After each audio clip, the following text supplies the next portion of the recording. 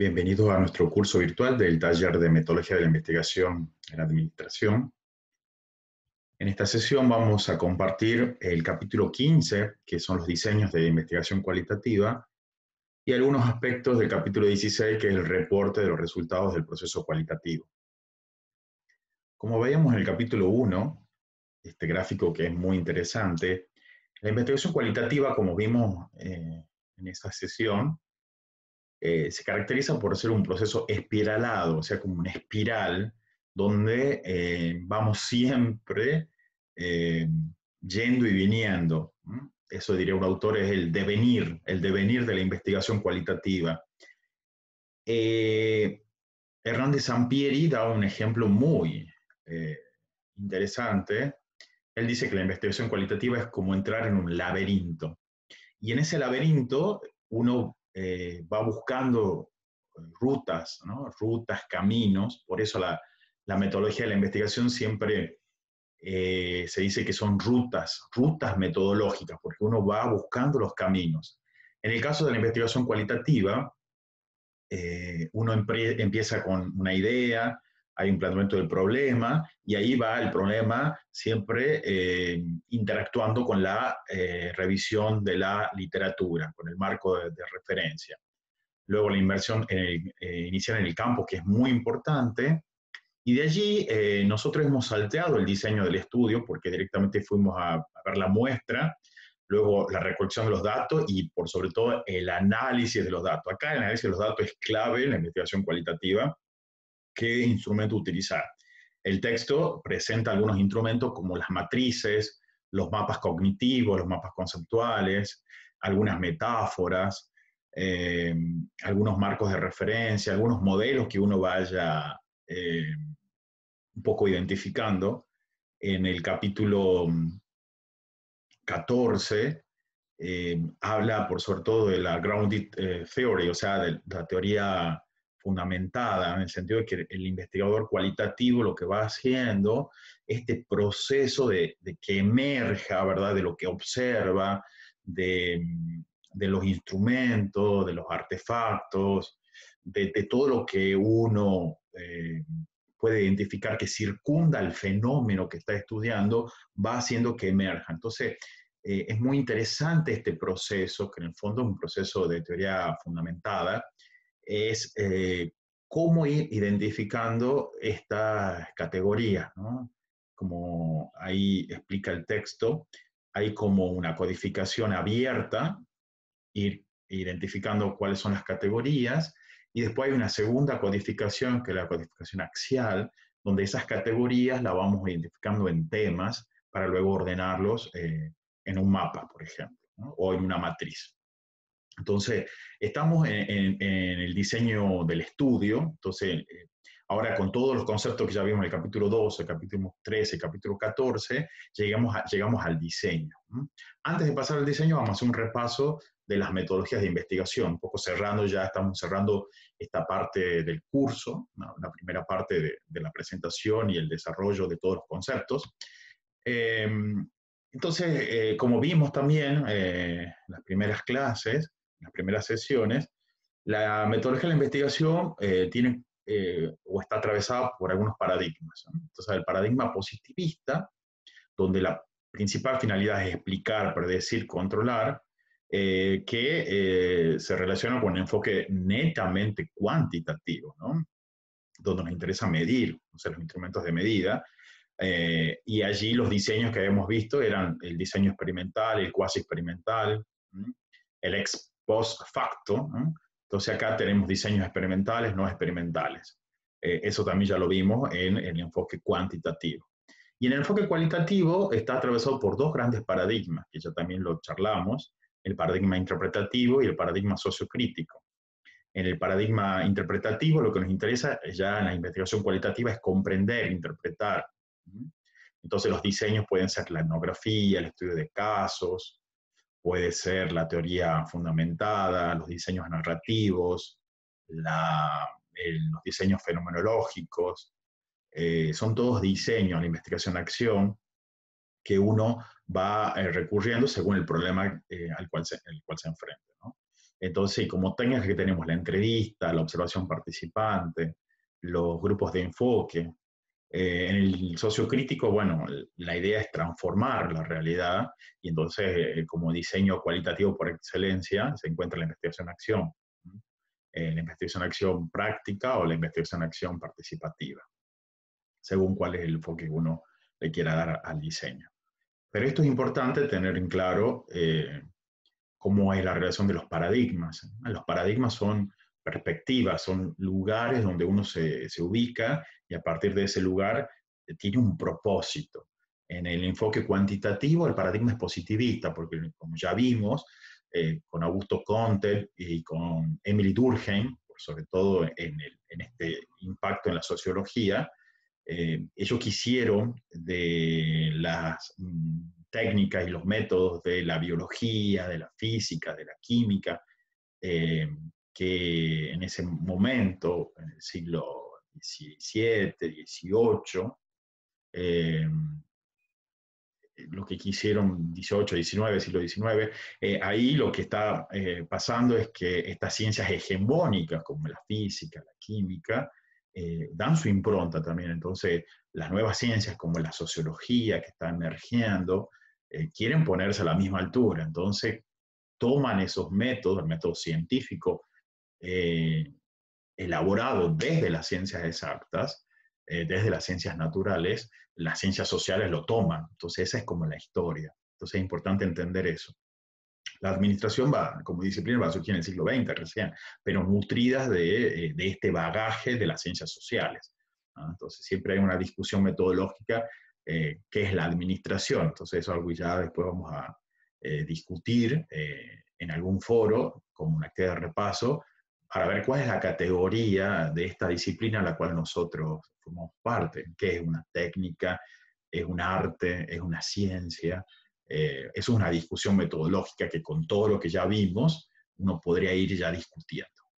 Entonces, el enfoque positivista está asociado con el enfoque cuantitativo. El enfoque y el paradigma interpretativo y sociocrítico están asociados con el enfoque cualitativo. En el enfoque cualitativo nos interesa comprender, interpretar, también transformar y cambiar.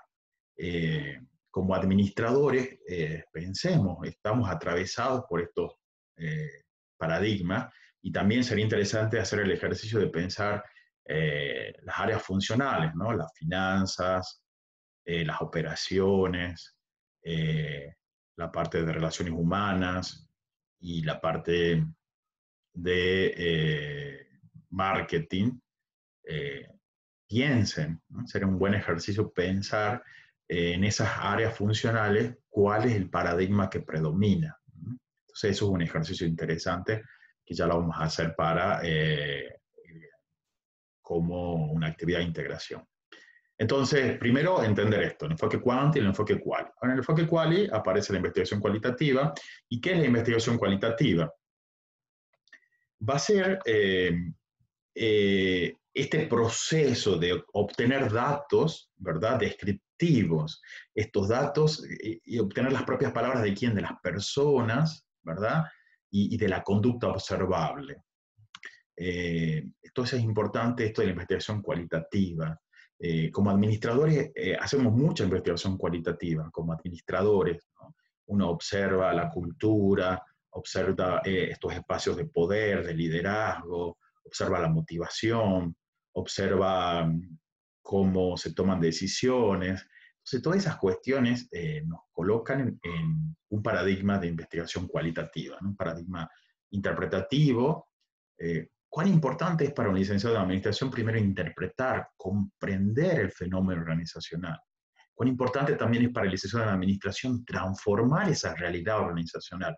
Entonces, por eso es interesante este enfoque cualitativo porque nos ayuda a dar un salto bastante interesante en nuestra disciplina y como licenciados. ¿Cuáles son las preguntas que se plantean en la investigación cualitativa?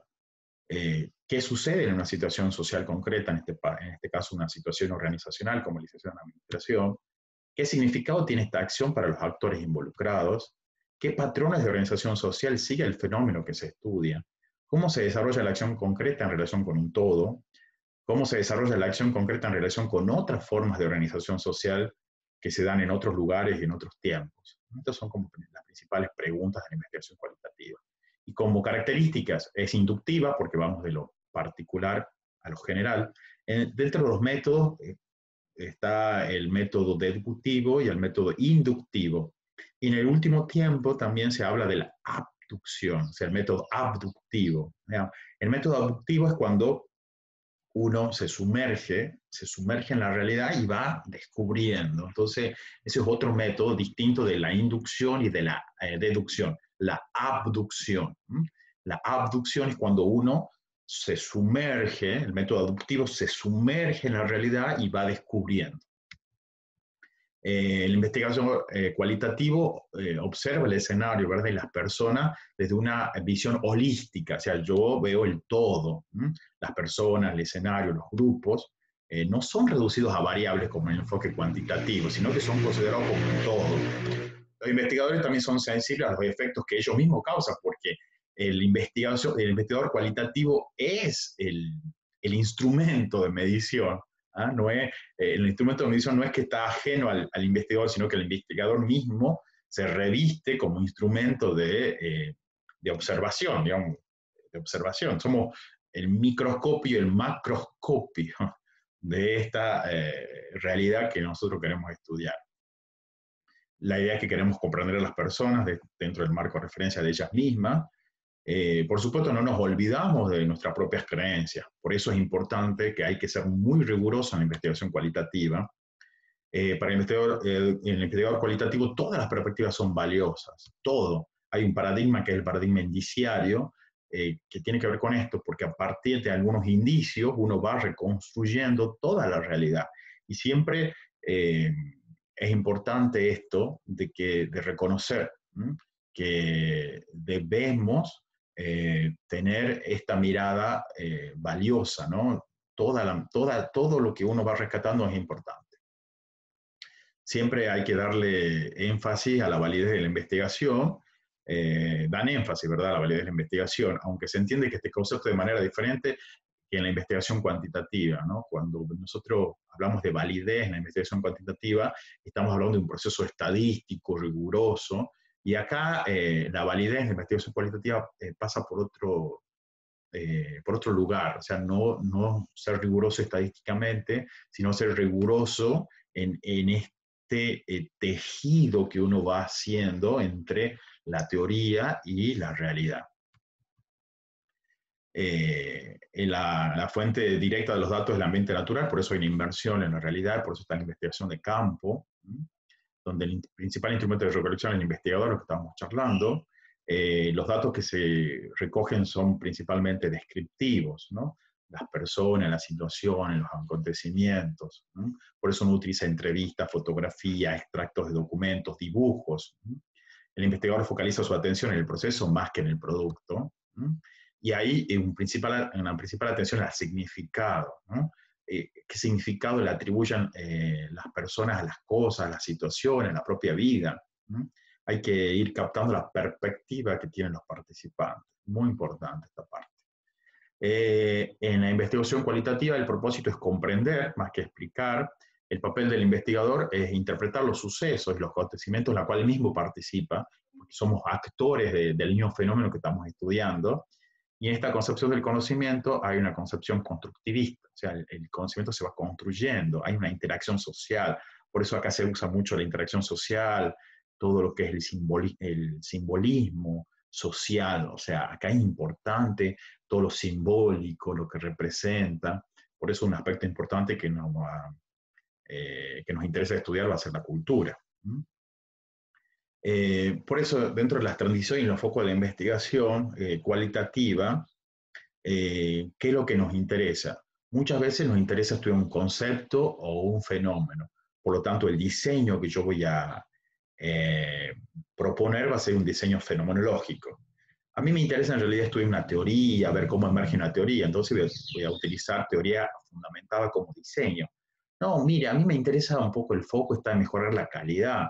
Entonces, si a vos te interesa mejorar la calidad, por ejemplo, diseño, investigación, acción, porque querés hacer una intervención. A mí me interesa emitir un juicio, entonces va a ser una investigación evaluativa.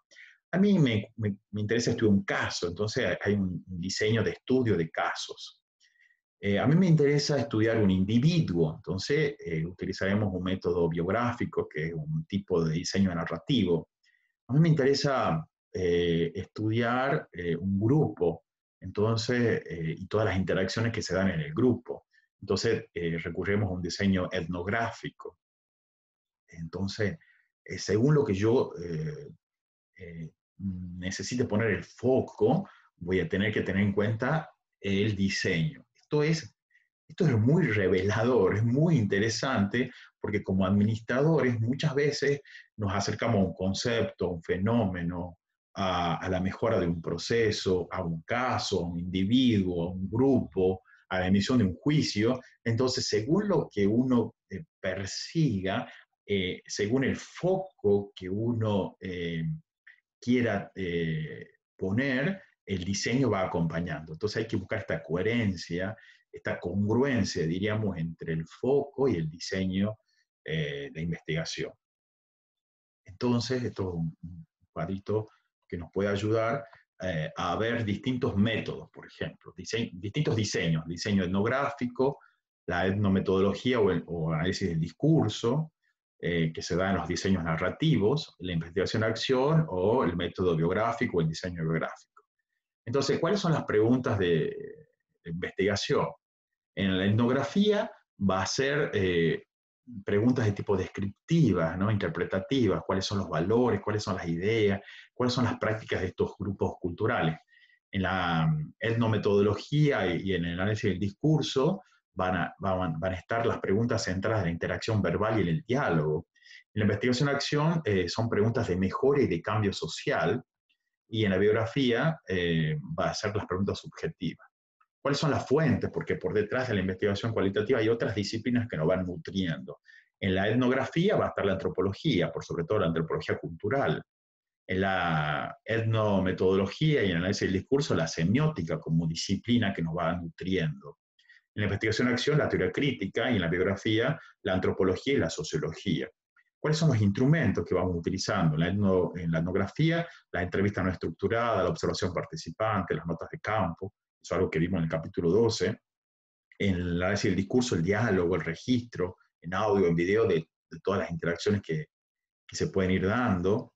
En la investigación-acción, como instrumento, la miscelánea, y en la biografía, la entrevista, la historia de vida. Entonces, sí, como fuentes de datos también están los documentos, los registros, la fotografía, los mapas, ¿no? La observación, las notas de campo, la bitácora del investigador, los documentos, los registros. Eso vimos también en el capítulo 12 y nos ilustra. Como ejemplos también vemos tres tipos de diseño: el diseño etnográfico, el estudio de caso y la investigación-acción, que son como diseños muy recurrentes en el trabajo de administradores. En el etnográfico tenemos un enfoque sistémico, el investigador es el observador participante, el objetivo es comprender, describir, contextualizar, por sobre todo lo que uno quiere estudiar, la cultura en los diseños etnográficos. Los actores deben estar informados y el conocimiento se va consensuando. En el estudio de caso, el enfoque es analítico o sistémico, el investigador es el observador participante, se identifican patrones de producción, el problema es un problema social, los actores deben estar informados y la idea es que acá el conocimiento son teorías. En la investigación-acción, el enfoque es sistémico, uno es parte del grupo, ¿no? Es un actor promotor, el objetivo es cambiar el fenómeno o el evento, el problema es de un tipo social, situacional, los actores deben estar informados y el conocimiento es práctico. Muy bien, el capítulo 15, en un resumen del capítulo 15, nos habla de los distintos diseños metodológicos, los diseños de investigación cualitativa. El primer diseño es la teoría fundamentada, ¿no? Son diseños que pueden ser sistemáticos o pueden ser emergentes. La idea es que uno va observando y vamos viendo qué va emergiendo de eso que yo voy estudiando. Entonces, allí hay dos diseños metodológicos, de diseños de teoría emergente: la teoría emergente sistemática y la teoría fundamentada sistemática y la teoría fundamentada emergente. Es teoría fundamentada. Puede ser sistemática cuando hay todo un protocolo donde hay una codificación que es rigurosa y se van respetando los pasos, o la teoría fundamentada emergente, donde uno es más libre en las categorías y en el producto que va emergiendo. Acá es importante la codificación abierta, la codificación axial, la codificación selectiva y la generación de la teoría. Esos son los pasos de la teoría fundamentada. En los diseños etnográficos, el objeto de estudio es la cultura, se estudian los grupos, organizaciones, comunidades, elementos culturales, y acá los diseños pueden ser realista o mixto, pueden ser diseños críticos, diseños clásicos, la microetnografía y los estudios de casos culturales. También en el diseño fenomenológico, lo que queremos hacer es explorar, describir y comprender las experiencias de las personas con respecto a un fenómeno. La fenomenología puede ser abordada desde una fenomenología hermenéutica o una fenomenología empírica. En los diseños de investigación-acción, la idea es que queremos transformar la realidad. Acá está basada en la parte de la teoría crítica. Acá hay que actuar, pensar, observar.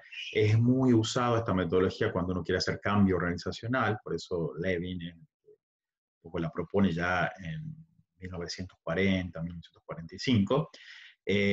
Acá hay una visión ya sea técnico-científica, deliberativa o emancipadora, y pueden ser de dos tipos. Pueden ser la investigación-acción práctico o la investigación-acción participativa.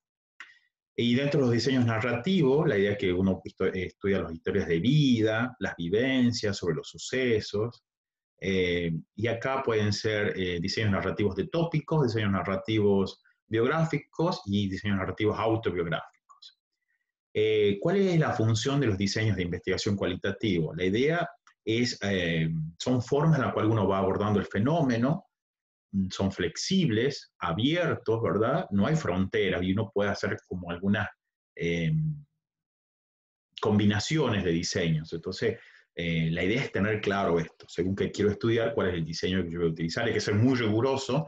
Por favor, revisen bien el texto, dan muchos ejemplos y también nosotros en el aula virtual vamos a indicar tres casos, tres trabajos de investigación cualitativa que lo van a tener que estudiar, hacer algunas actividades.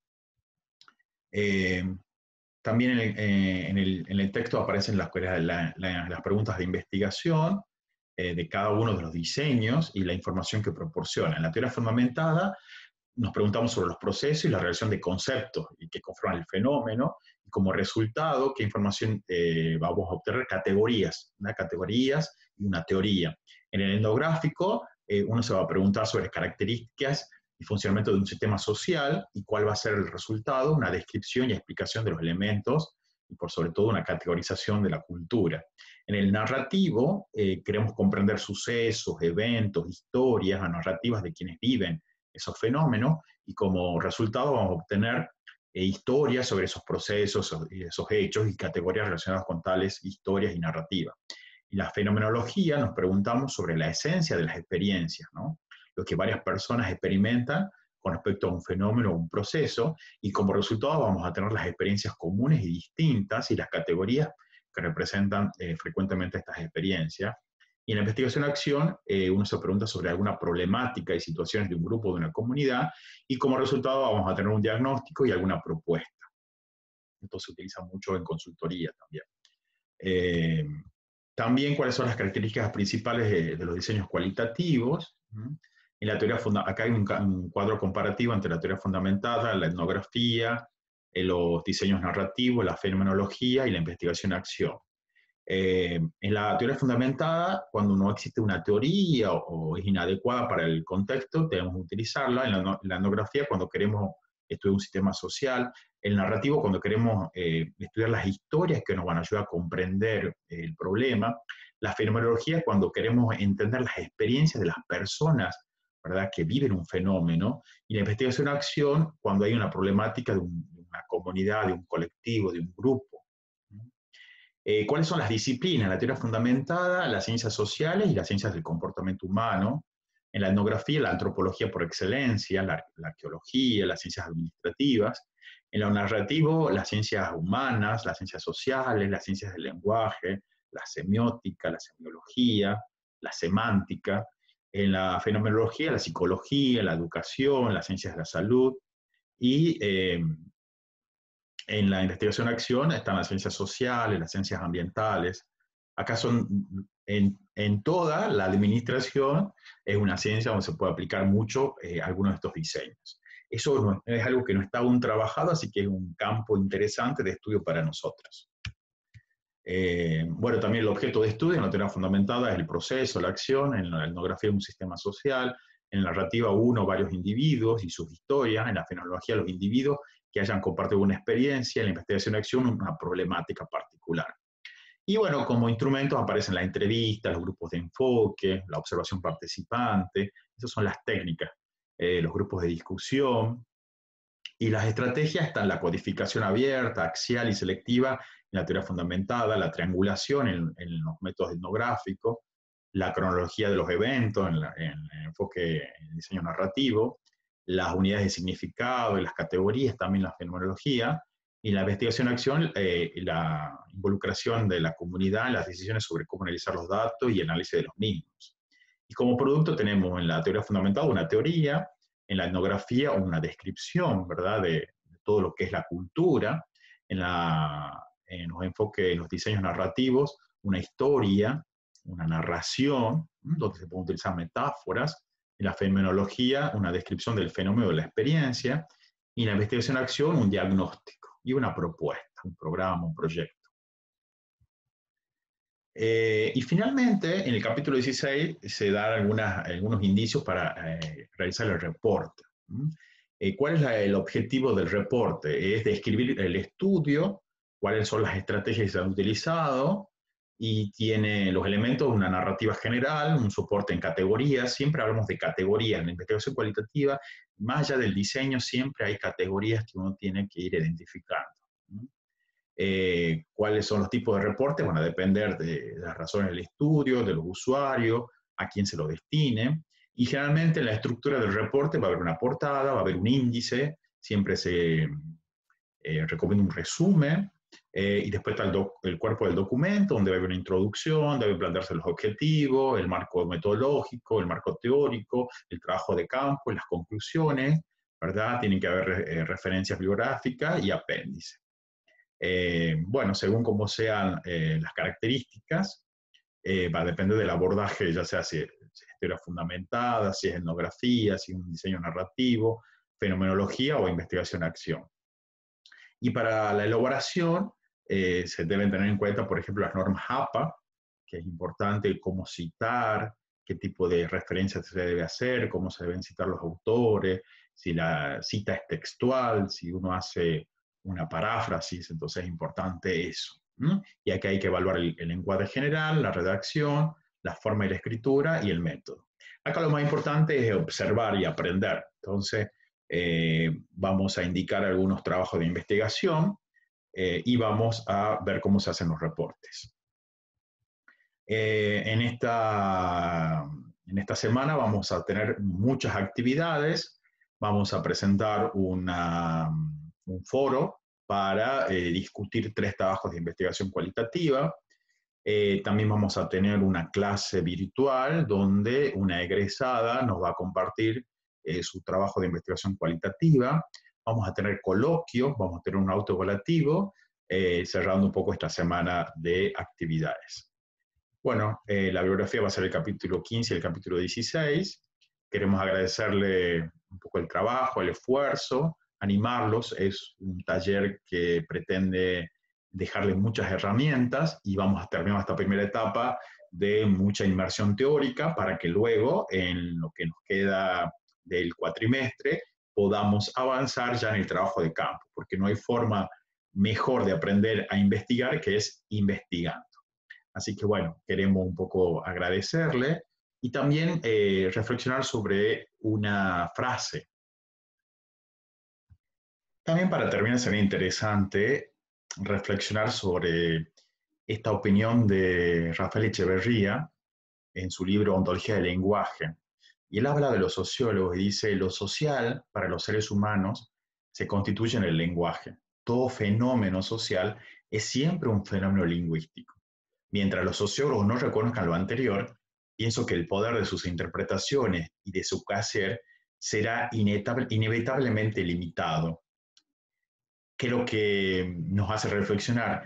Y que así como el sociólogo debe entender el lenguaje y todo lo que lo circunda, un licenciado en administración, por sobre todo también, si no entiende que lo social es constitutivo para el lenguaje y el lenguaje es constitutivo para lo social, esto, ¿no? Todo fenómeno organizacional siempre es un fenómeno lingüístico, ¿no? Porque todo fenómeno organizacional es un fenómeno social, por lo tanto, todo fenómeno organizacional siempre es un fenómeno lingüístico. Y si nosotros como licenciados de administración no entendemos esto, no reconocemos esto, el poder de nuestras interpretaciones y nuestro quehacer será siempre limitado. Así que bueno, también está la idea del taller de metodología, que con este espacio podamos ampliar nuestro espectro, ampliar nuestra mirada metodológica y que podamos hacer de nuestro quehacer como licenciado de administración un mejor campo, un campo disciplinario interesante, riguroso, enriquecedor y que podamos ser de verdad esos agentes de cambio dentro de las organizaciones y de las empresas. Bueno, muy bien. Esto ha sido la presentación del capítulo 15 y 16. Esperamos que sea de utilidad. Y bueno, también los animamos a seguir nuestro curso y utilizar toda el aula virtual, los foros y las distintas actividades. Seguimos en contacto y muchas gracias por este espacio.